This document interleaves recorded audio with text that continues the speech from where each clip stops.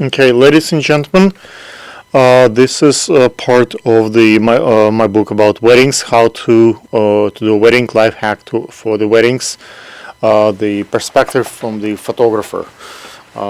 So some of you will get married at some point, so it might be useful to find out how to pick the photographers, what to do, and where you start your journey.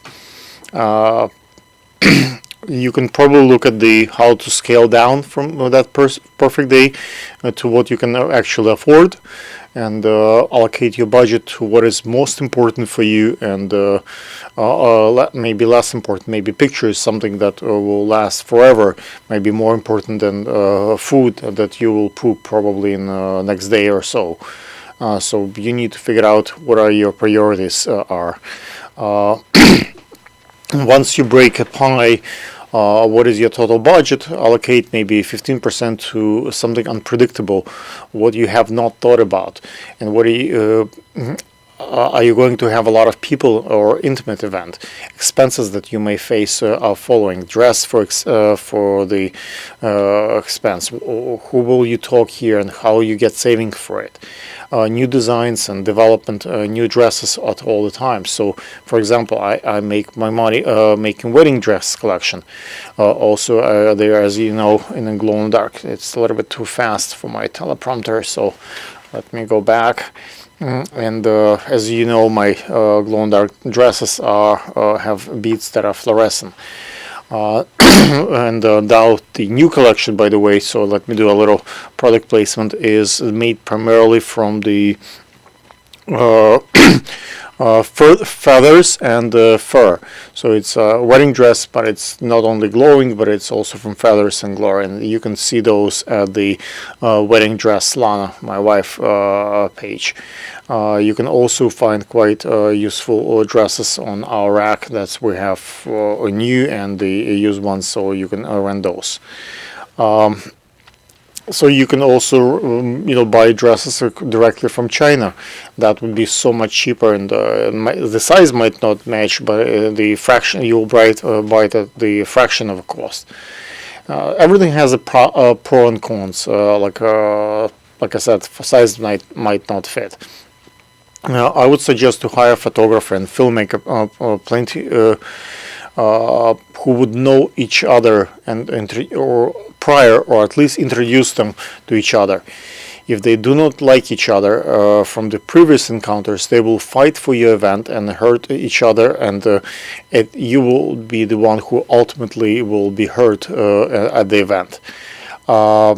You can look at my photography at the on my Facebook page, Wedding Photography Gurman, and at my filmmaking page, filmmaking and video on YouTube, on Facebook, or on my YouTube channel, Alexander Gurman, and the weddings. When you choose a photographer, it's important to know that what equipment they have, how many backup cameras they have, what kind of lenses they have, how many batteries they have, maybe memory cards if they have, all the other equipment they have if they have a backup. Other photographer if they couldn't do something, or if something fails. You don't want to be the event that fails. If their camera does not take two cards, probably that's an old camera, and it's kind of dangerous if the card get corrupted on your wedding day. Ask if the filmmaker, if they have drones, if they have transparent umbrellas to shoot in the rain. What if on your wedding day you guys will have some rain? Ask if they have any dolly to carry the camera smoothly on a dance floor, or they have a gimbal. Gimbal probably now is the must to have at the wedding. Do they have a crane to go on to get a perspective from the elevated position? Do they use stairs so they can get higher shots? What kind of lights they have? What if they may what they can do to make your event look special? Does your photographer and filmmaker have a backup person to replace them in case of emergency? Do they have an assistant to hold the lights, to carry the lenses and stuff? That's all as legitimate questions. What other services do they offer, like photo booth? For example, I have quite a few of those. Photo booth Gurman on Facebook, you can see my photo booth equipment. Sometimes, like in my case, you can purchase two services like photography and video and get photo booth free as a perk. So like some of the services, they have extra additional services. You get something for free. Same thing goes for DJ and MC. Do they have a backup equipment? Do they have many laptops? Or what if their music, hard drive drops? Do they have extra cables? Cables are the most things that actually breaks at the events quite often. Do they have a backup DJ in case of emergency?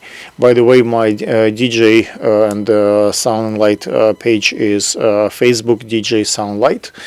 Guys, if you find any useful advice from this short video, I would be glad to make a few more for you. And hopefully you can subscribe so you can see when I post the next one. Thank you.